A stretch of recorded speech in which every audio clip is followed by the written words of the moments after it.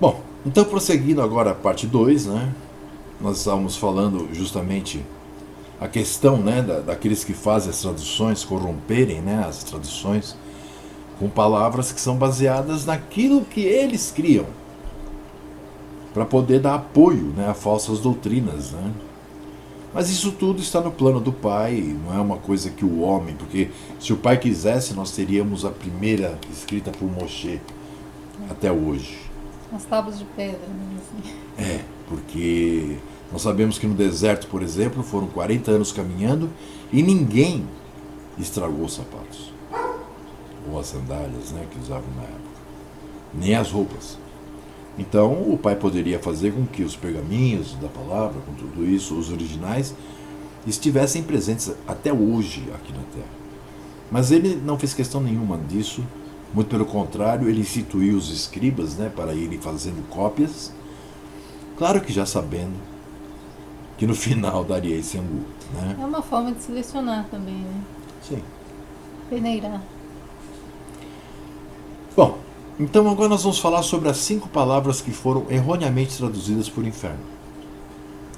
Então elas são, primeiramente, Geena, que é uma palavra que vem do hebraico, que é uma forma simplificada da expressão Ge, que significa vale, Ben significa filho, e Inon, nome da família proprietária daquela área. Ou seja, Vale dos Filhos de Imon. Essa palavra se encontra nos livros, né, como em Mateus 5, 22 e 29, e nada tem a ver com o inferno de fogo eterno. Como a tia falando, né, da Gena e tal. Era um vale onde, no passado, se fazia sacrifícios humanos e se queimava os corpos das pessoas aos ídolos. O profeta Irmiarro, né, Jeremias, profetizou que ali seriam lançados os corpos dos desobedientes e que ali ficariam expostos, né? Quer ver? A Eliane vai ler para nós aqui Jeremias 7, 31 a 34. Por favor, Eliane. Edificaram os altos de Tofete, que está no vale do filho de Imom, para queimarem no fogo a seus filhos e suas filhas, o que nunca ordenei, nem me subiu ao coração. Portanto, eis que vem dias, diz Yahú, em que não se chamará mais Tofete, nem vale do filho de Imom, mas o vale da matança. E enterrarão em Tofete, por não haver outro lugar, e os cadáveres deste povo servirão de pasto às aves dos céus e aos animais da terra, e ninguém os espantará.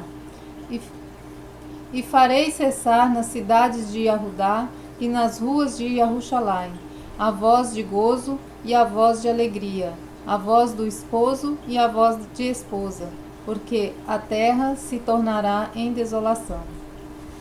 Então observe que Imearro, Jeremias, já havia profetizado que nesse vale, né, onde jogavam o lixo, jogavam cadáveres de animais mortos, nós sabemos, lendo José, que também eram jogados os corpos dos assassinos, dos ladrões que eram executados, né, dos adúlteros que eram apedrejados, e eram jogados ali, deixados ali, né, e comidos pelos vermes assim, e para que aquilo fosse consumido, dia e noite ficava aceso, né, com enxofre e fogo, tá? Já nos dias de Arruxu, o local continuava a ser depósito de animais e lixo em putrefação. E os moradores sempre ateavam fogo, né, para consumir os restos ali deixados. E utilizavam enxofre para manter o fogo aceso. Esse lugar, né, Yahushua usou para simbolizar o fim trágico, né, que aguarda aos desobedientes. Apenas corpos físicos eram consumidos na gema. Por isso que havia bichos nos corpos podres. Não está escrito o bicho que nunca morre? Por quê? Porque o bicho se alimentava da carne, tanto humana como de animais que eram jogados lá, e ia passando de um para o outro. São larvas, né? Aquelas larvas que consomem, inclusive, quando você é enterrado. Né? Por isso que ele diz o bicho que nunca morre. Então, coisa que almas não teriam se existissem como seres assim independentes do corpo humano, que é o que elas não são. Porque quando se fala em alma, você pensa num ventinho, num sei lá o que, um fantasma, né? Então, não teria como um bicho ficar comendo isso eternamente. Então, a palavra Gena nada tem a ver com almas num fogo eterno. O que significa a palavra hebraica Gena? Vale dos filhos de Inom. Essa palavra tem alguma coisa a ver com o inferno de fogo? Nada a ver. O que foi esse lugar no passado? Era um vale onde no passado se fazia sacrifícios humanos, né? E se queimavam os corpos de pessoas aos ídolos. Como era utilizado esse lugar no templo de Yahushua? Bom, era como um lixão, né? Onde todo o lixo da cidade, corpos de animais e de seres humanos eram jogados. E os moradores da cidade ateavam fogo usando enxofre para que toda aquela podridão fosse consumida. E tudo que ia queimando, né? Tudo que vai queimando acaba. Nada ficava assim queimando eternamente, como para justificar isso aí que dizem nessa interpretação do que é o inferno, né? Falar que queima, as pessoas queimam eternamente. Mas a questão é que jogava, né, mais lixo e mais cadáveres, então estava sempre queimando. Então o Yahushua usou esse lugar para, né, demonstrar o que seria, né, a destruição, comparando com o que seria o lago de fogo, o inferno, porque é uma coisa que está sempre queimando e consumindo o que tivesse ali, né? Nada a ver com... Vai ter um cantinho ao lado do paraíso, que é o inferno queimando, né? E as almas lá se sofrendo, né? Sendo comidas, uma hora tem que acabar. Se está queimando e sendo comidas, né, por bicho, uma hora vai ter que acabar. Então não é eterno. Por aí a gente já tem uma ideia de que essa forma de explicarem o inferno está muito furada.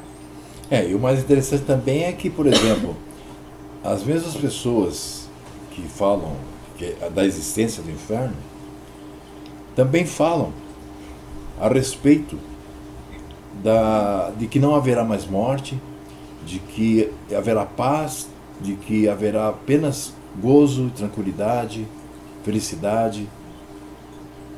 Já pensou? Alguns vivendo em paz, tranquilidade, mas em algum cantinho escondido, multidões sofrendo eternamente. Quer dizer, a gente vive aí até 80 anos, vamos supor, nos dias de hoje, e pelos pecados que cometemos em 80 anos, vamos pagar para sempre, queimando, sentindo dor. Pensem um pouco nisso. Nosso Pai é justiça. A que Yahushua usou como símbolo esse lugar? Ao fim trágico, né, que aguarda os desobedientes, ou seja, esse fim é a destruição. Ou seja, destruição é destruir, deixar de existir, né? Não é ficar queimando eternamente. Bom, nós temos a palavra Hades, que vem do grego, usada na Aliança Renovada, né? Juntamente com Sheol, que é hebraico, que é usada no Tanar. Na verdade, ambas significam sepultura, ou lugar dos mortos, ou morada dos mortos. Tá? Na verdade, Hades é uma tradução de Sheol, do hebraico Sheol para o grego Hades, ok? Que tem o mesmo significado. Entre outros textos, essa palavra Hades encontra-se em Apocalipse 20, no versículo 13, que a Eliane vai ler para nós agora. E deu o mar os mortos que nele havia, e a morte e o inferno. Sepultura deram os mortos que neles haviam. E foram julgados cada um segundo as suas obras. Percebem? Isso já após o milênio. Isso já naquele momento. Lembra que nós vimos agorinha que subiriam para atacar Jerusalém, mas o pai ia jogar pedras imensas de enxofre pegando fogo em cima e iria consumi-los rapidamente, né? Onde daria lugar então ao lago de fogo, simbólico ou não, vamos falar assim, né? E ali, como a Eliane deu agora, é onde o Mashiach vai terminar. Está escrito que o Mashiach ficaria no governo, no reinado, até que exterminasse o último inimigo. Então aqui está falando que deu o Mário os mortos que nele havia. Aqueles que morreram afogados. E a morte e o inferno, que é a sepultura, deram os mortos que nele haviam, ou seja, aqueles que estavam nas sepulturas. E é uma ressurreição, a segunda. E aí diz que foram julgados cada um segundo as suas obras. Ao contrário do estudo que eu fiz ontem, aqui as pessoas serão julgadas de acordo com aquilo que fizeram, independente se conheciam ou não as Escrituras. Então aqui o inferno, que na verdade quer dizer a sepultura, né, é o lugar onde estão os mortos. Pois ele mesmo, o inferno igual a sepultura, é lançado no lago de fogo, onde ele é destruído. Ou seja, destruir a sepultura simboliza destruir a morte, né? A Eliane vai ler para nós Apocalipse 20, no versículo 14. E a morte e o inferno foram lançados no lago de fogo. Esta é a segunda morte. Entenderam? A sepultura é o símbolo da morte que Yahushua destruiu. Foi o último inimigo. Sheol, seu equivalente hebraico, também significa sepultura, sendo equivocadamente traduzido por inferno. Em Jó, no livro de Jó, capítulo 17, versículo 16, declara-se que os mortos ficam no pó. E em Isaías, no capítulo 14, versículos de 9 a 11, se declara que o inferno, Sheol, é um lugar de fogo eterno.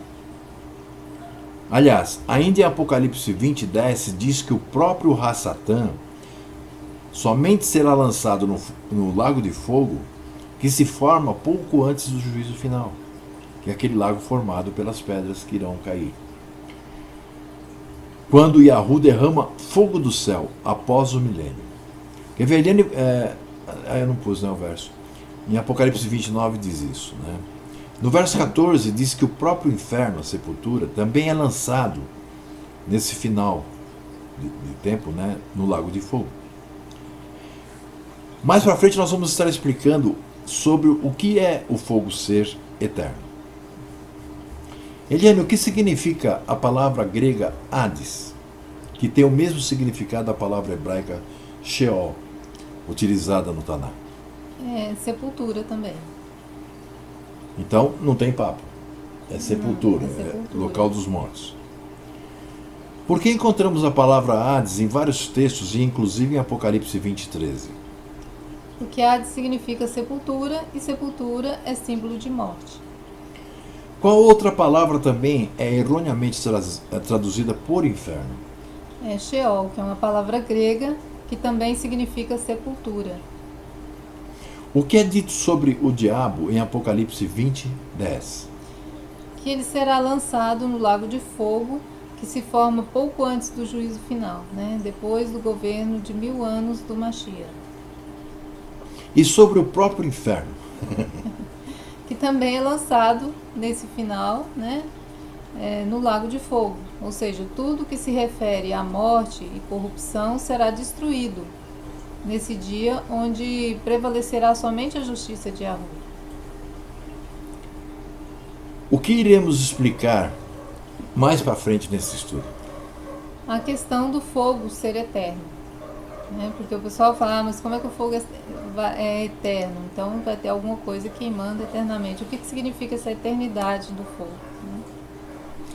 Né? Porque se nós formos pensar bem, vamos lá, né?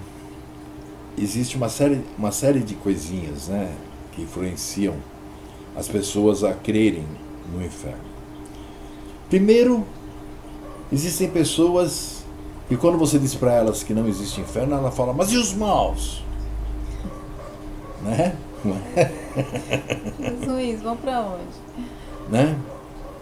Ou seja, o próprio ser humano gostaria que existisse um inferno. Porque o próprio ser humano nunca se vê como mal. Ele acha que ele é bonzinho. Né? E ele acha que aqueles que são maus têm que ter castigo eterno. Queimando, sofrendo. Né? Claro que isso tudo porque isso tudo foi colocado na mente das pessoas durante muitos séculos. Por exemplo, Hades é o deus, né? É da Grécia, Um deus grego que cuida justamente desse lugar de tormento.